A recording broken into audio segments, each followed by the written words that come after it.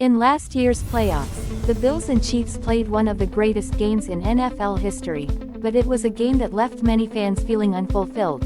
It ended with the Chiefs receiving the overtime kickoff and scoring the game-winning touchdown on the opening possession. Bills quarterback Josh Allen, who had played a brilliant game, never touched the ball in overtime. This year, that won't happen. The NFL changed its playoff overtime rules in the offseason, and now postseason games won't end with a touchdown on the opening possession of overtime.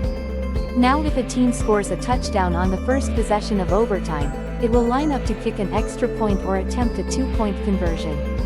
Then the team will kick off, and the other team will get a chance to score a touchdown. If that team does score a touchdown, it will line up for an extra point or two-point conversion of its own. It's possible that the game can end at that point.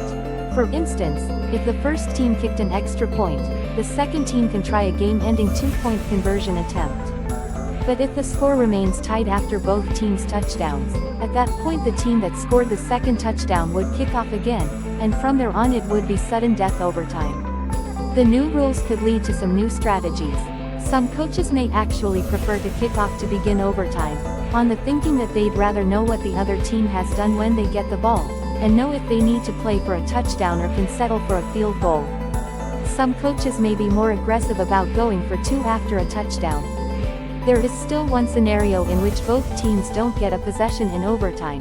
If the team kicking off to start overtime scores a safety on the receiving team's initial possession, the team that kicked off is the winner without ever possessing the ball. For instance, if the kickoff returner gets tackled deep in his own territory, and then on the next play the quarterback is sacked in his own end zone, that safety ends the game. Unlike regular season overtime, which is 10 minutes long, playoff overtime is essentially starting a new game. Teams will play 15-minute periods until there is a winner. If there's been no winner after two 15-minute periods, there will be another kickoff to start the third overtime period, although there won't be a halftime break between periods. Needing to go to a third overtime period has never happened in NFL history.